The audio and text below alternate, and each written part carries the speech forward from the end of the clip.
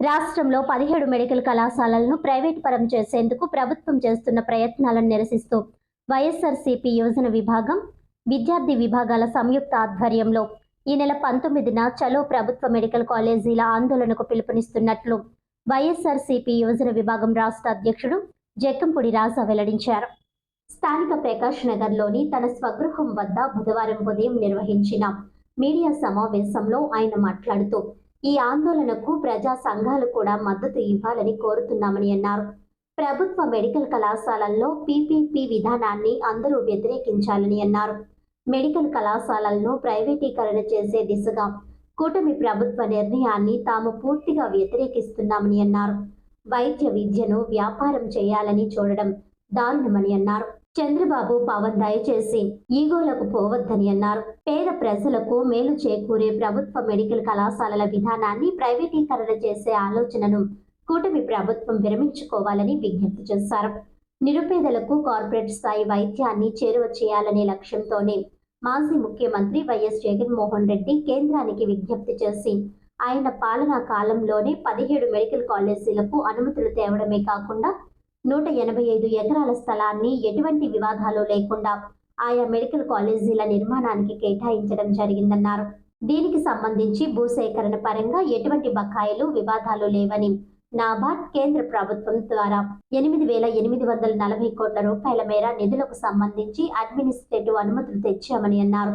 Rajamahendravaram, Vizianagaram, Eluru, Nandyal, మచిలీపట్నంలలో YCP పాలనలోనే భవనాల నిర్మాణాలు పూర్తయి 2023-24 విద్యా సంవత్సరంలో ఒక్కొక్క కాలేజీలో సుమారు 150 చొప్పున మొత్తం 750 సీట్లకు అనుమతులు తేవడం, భర్తీ కావడం జరిగి వరుసగా 3వ సంవత్సరం తరగతుల నిర్వహణ జరుగుతుందని అన్నారు.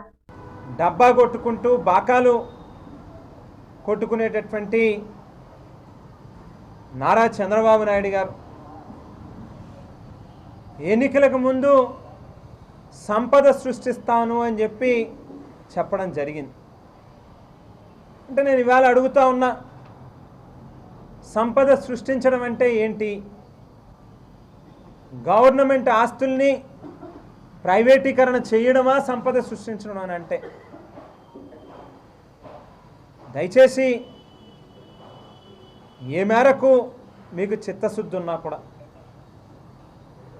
ఇవాళ పీపీపీ పద్ధతిలో గవర్నమెంట్ మెడికల్ కాలేజీలని ప్రైవేటైజ్ చెయ్యాలి అనేటువంటి మీ ఆలోచనని వెంటనే వెనక్కి తీసుకోండి అని చెప్పి మిమ్మల్ని డిమాండ్ చేస్తూ ఉన్నాము. ఇవాళ విద్య కానీ, వైద్యం కానీ ప్రజలకి ఉచితంగా అందించాల్సినటువంటి బాధ్యత ప్రభుత్వానిది. ఇప్పటికే పూర్తిగా వైద్య విద్యా వ్యవస్థల్ని పూర్తిగా నెగ్లెక్ట్ చేస్తూ ఉన్నటువంటి పరిస్థితి అనేక సందర్భాలలో అనేక చోట్ల కనిపిస్తూ ఉంది. ఇవాళ మీరు తీసుకునేటటువంటి ఈ నిర్ణయం 17 మెడికల్ కాలేజీలని కూడా ప్రైవేటైజ్ చేయాలి అనేటువంటి మీ ఆలోచన మీ పిచ్చికి పరాకాష్ఠగా కనిపిస్తుంది.